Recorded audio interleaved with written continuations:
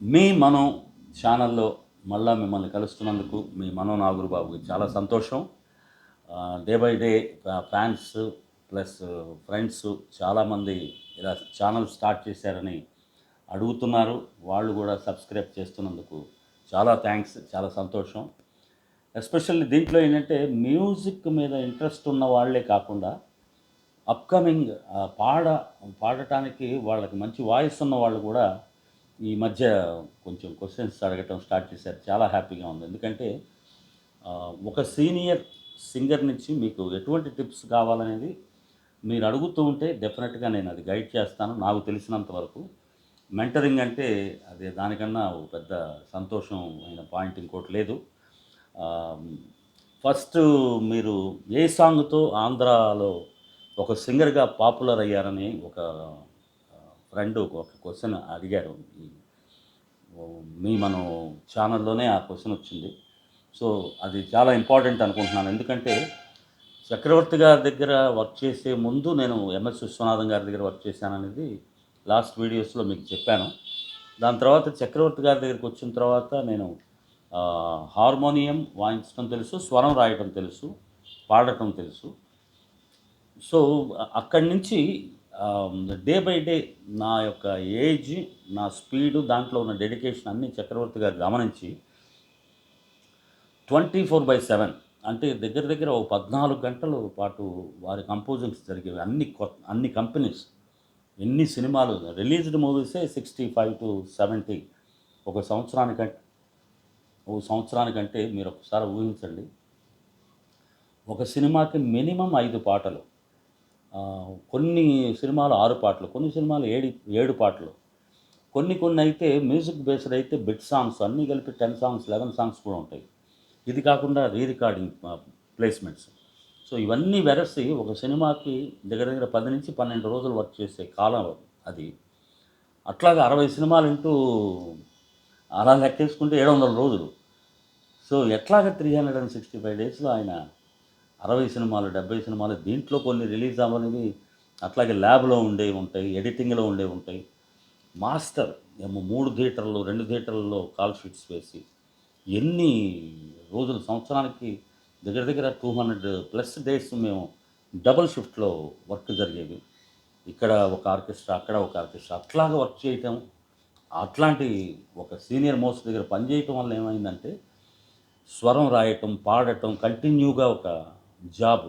Morning 7:30 నుంచి చిన్న company start అయితే మధ్యలో రికార్డింగ్ చేసే టైము ప్లస్ భోంచేసే టైం తప్ప మిగతా టైం అంతా కూడా కంపోజింగ్స్లోనే వెళ్ళేవి. నైట్ 12, 1, 2 కూడా. నెలలో 20 రోజులు 2 అయిన సందర్భాలు ఎన్నో. సో ఇంటికి వెళ్ళి పడుకొని మళ్ళీ 6:30కంతా స్టూడియోకి వచ్చేవాడిని సైకిల్ వేసుకొని. సో అలాగా వర్క్ చేసినందువల్ల ఏమో ఇవాళకి సరస్వతి నాకు మంచి పాటలు ఇస్తుంది, భోజనం పెడుతుంది, మంచి పేరు ప్రఖ్యాతులు ఇవన్నీ కూడా మీ అందరి ఆదరాభిమానాలు, ఆ సరస్వతి తల్లి కటాక్షం. సో నేను ఫస్ట్ సాంగ్ మ్యాటర్ అడిగారు కదా, అది వచ్చేసేసి వీర విహారం అనే సినిమా. చిత్ర గారు నేను ఆ టైంలో రామ్తేరి గంగామైలి సాంగ్ చాలా పాపులర్, లతాజీ గారు పాడింది. సున్ సాయి బసున్ తారరేరా హే దారా తారేరారా తారేరారేరా తారరేరా లాలలేలి ఓ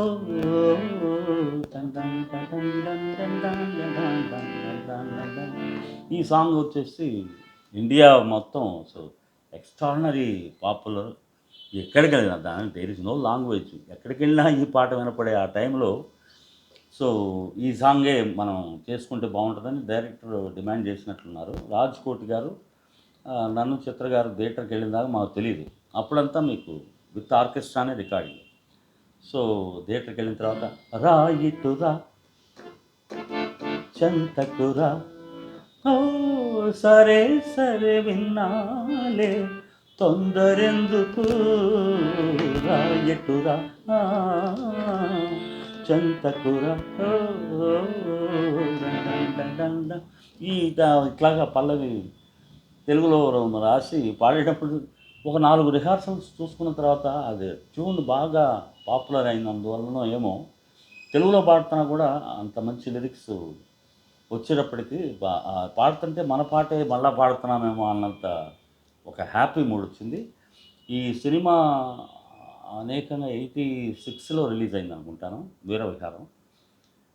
పెద్ద హిట్ ఇది తెలుగులో కూడా ఈ సాంగు.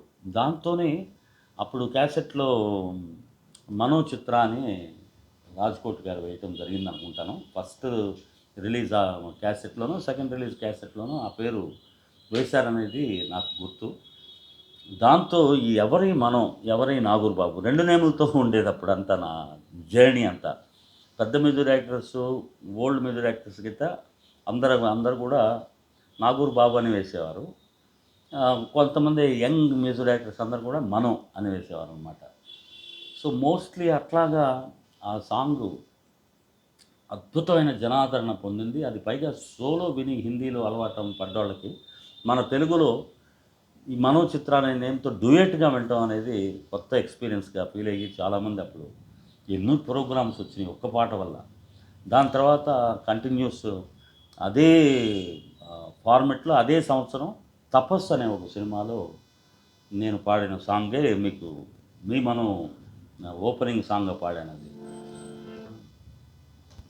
తళుకుమన్నది కులుకుల తార, పలుకుతున్నది వలపు సితార, ఓ మైనా వదలనిక ఏమైనా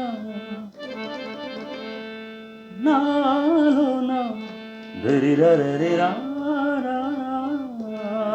రాలే లాలా లాలా దారిరా రారిరా తారా రావే కిరణ్ లల్లలల్లారి లల్లల్లారి లల్లల్లాలా లల్లలల్లారి లల్లల్లాలా.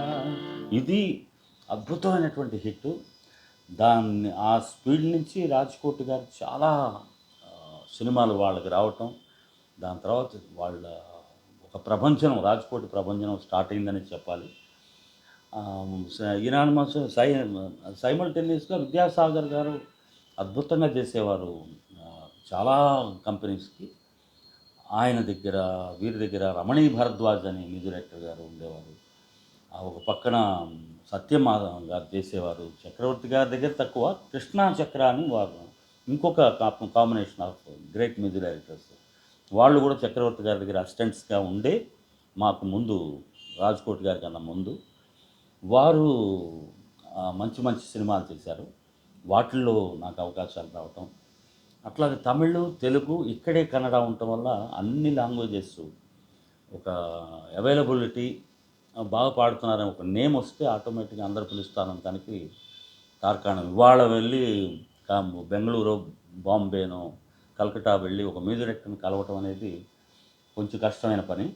ఏదైనా వాళ్ళు ఇన్స్టాలోనో లేదంటే ఏదైనా రీల్స్లోనో యూట్యూబ్లోనో మన వాయిస్ విని పిలిస్తే తప్ప ఇంకొక పర్సనల్గా వెళ్ళి చూడటం అంటే అక్కడక్కడ చాలామంది వాళ్ళని నమ్ముకొని ఉండే మ్యూజిషియన్స్ కానీ సింగర్స్ కానీ ఆ కాలం వచ్చేసింది ఇప్పుడు. బట్ దీనివల్ల ఏంటంటే మన ప్రాక్టీస్ అనేది ఎవ్రీడే రికార్డింగ్ ఉన్నా లేకపోయినా మన వామ్ చేసుకొని, అది వామప్ అంటాం కదా, అది చేసి సంగీతం తెలిస్తే జంట స్వరాలు ఇవి పాడి మీరు ప్రాక్టీస్లో ఉంటే ఆల్వేస్ ఎటువంటి సాంగ్ వస్తుంది, ఎంత హై పిచ్ సాంగ్ వస్తుందో మనకు తెలియదు. మెలడీ సాంగ్ రావచ్చు, ఫోర్స్ సాంగ్ రావచ్చు. సో మనం అది తెలియకపోతే కనీసం బేసిక్స్ ఏంటనేది మనం కొంచెం సంగీతం తెలిసిన వాళ్ళ దగ్గర కనుక్కొని మనం ఆ ప్రాక్టీస్ వామప్లో అట్లీస్ట్ తెలిసిన పాట కొంచెం ఒక రోజుకి మార్నింగ్ టైంలో 2 సార్లు 3 సార్లు పాడుకుంటే ఇట్ విల్ గివ్ యూ ఆ వామప్ ఆర్డర్లో ఉంటాం అన్నమాట. సో ఇటువంటివన్నీ కూడా మీకు చెప్పే అవకాశం మీ మనతో ఛానల్లో చెప్పే అవకాశం నాకు దొరికినందుకు I'm so happy for you. So next ఇంకొక మంచి సాంగ్స్ గురించి, ఆ బ్యూటిఫుల్ జర్నీ గురించి మీకు వివరిస్తానని తెలియజేసుకుంటూ మళ్ళీ కలుద్దాం. Thank you. మీ మనో నాగూర్ బాబు. నమస్తే.